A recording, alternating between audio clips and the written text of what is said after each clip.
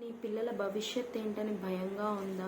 వాళ్ళు ఎలా బ్రతుకుతారో, వాళ్ళ ఫ్యూచర్ ఎలా ఉంటుందో, రాబోయే వాళ్ళు తన పార్ట్నర్ ఎలా ఉంటారో, మా పరిస్థితి ఏంటి, మా పిల్లలు మమ్మల్ని చూస్తారు లేదా, అసలు మా పిల్లల పరిస్థితి ఏంటన్న ఆందోళనలో ఉంటే దేవుడి వాళ్ళ వాక్యం ద్వారా నీతో మాట్లాడుతున్నాడు.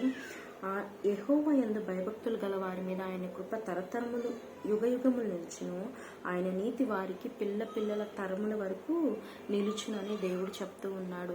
మరి నువ్వు నిజంగా దేవుని యందు భయభక్తులు గలవాడవైతే, భయభక్తులు గల దానవైతే దేవుడు అంటున్నాడు, ఇవాళ నీకు దేవుడు వాగ్దానం చేస్తున్నాడు, నా నీతి నీ పిల్లల తరమే కాదు, వాళ్ళ పిల్లల తరం కూడా నా నీతి వారిని కాపాడుతుంది, నా కృప వారికి తోడుగా ఉంటుందని దేవుడు ఇవాళ వాగ్దానం చేస్తున్నాడు. అయితే నీ పిల్లలు బాగుండాలంటే, నీ పిల్లల ఫ్యూచర్ బాగుండాలంటే నువ్వేం చేయాలి తెలుసా? యెహోవా యందు భయభక్తులు కలిగి ఉండాలి. అప్పుడు ఆయన ప్రేమ, ఆయన కృప యుగయుగములు నీ మీద, నీ బిడ్డల మీద, నీ పిల్లల తరం మీద ఎప్పటికీ నిలిచి ఉంటుంది.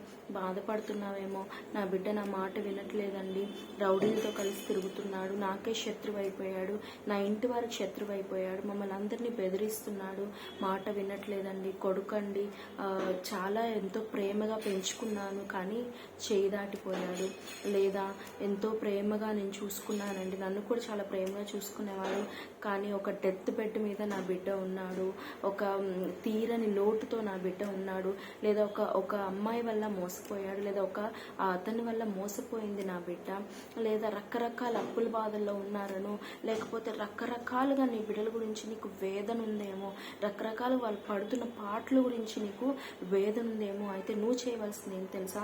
యెహోవా యందు భయభక్తులు కలిగి ఉండాలి. నువ్వు ఎప్పుడైతే ఆయన యందు భయభక్తులు కలిగి ఉండి ఆయన సన్నిధిలో నీ పిల్లల కొరకు నువ్వు మోకాలు వేసి ప్రార్థిస్తావో, నీకంటే బలమైన ప్రార్థన మరి ఎవ్వరూ చేయలేరు, నీకంటే శక్తివంతమైన ప్రార్థన మరి దానికంటే ఏది లేదు. ఎందుకంటే ఒక తల్లి తన కుమారుడి కోసం, కుమార్తె కోసం వేడుకుందంటే అది గొప్ప నీతి గల ప్రార్థన, నిజంగా మనసులో నుంచి వచ్చే ప్రార్థన. ఇతరుల కోసం నువ్వేదో పెదవులతో ప్రార్థన చేస్తావా కానీ ఏ తల్లైనా ఏ తండ్రి అయినా తన బిడ్డ కోసం నిజంగా కృమ్మరించి విరిగి నలిగిన హృదయంతో నిజంగా ప్రేమ ఉంటే చక్కగా దేవుని సన్నిధిలో తన హృదయాన్ని కృమ్మరించి చేస్తుంది. కనుక అటువంటి ప్రార్థన కంటే బలమైన ప్రార్థన, శక్తివంతమైన ప్రార్థన ఇంకొకటి లేదు. కనుక నీ బిడ్డ ఎలాంటి స్థితిలో ఉన్నా, ఎలాంటి పరిస్థితుల్లో ఉన్నా, ఎవరి చేతిలో ఉన్నా, ఎలాంటి బంధకాల్లో ఉన్నా, ఏ స్థితిలో ఉన్నా దేవుడు తప్పక నీ బిడ్డను ఆశీర్వదిస్తాడు.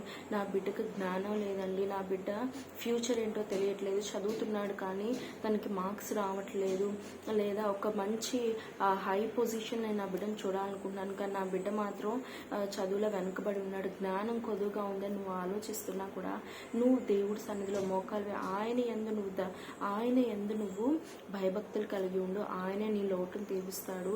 నీ పిల్లల తరాన్ని కూడా నువ్వు చూస్తావు, వారు ఆశీర్వదింపబడ్డం నువ్వు చూస్తావు. ఆయన నీతి, ఆయన కృప వారికి తోడై ఉంటుంది, నీకు తోడై ఉంటుంది. కనుక నీ కుటుంబాన్ని నువ్వు దేవునిలోనికి నడిపించాలి.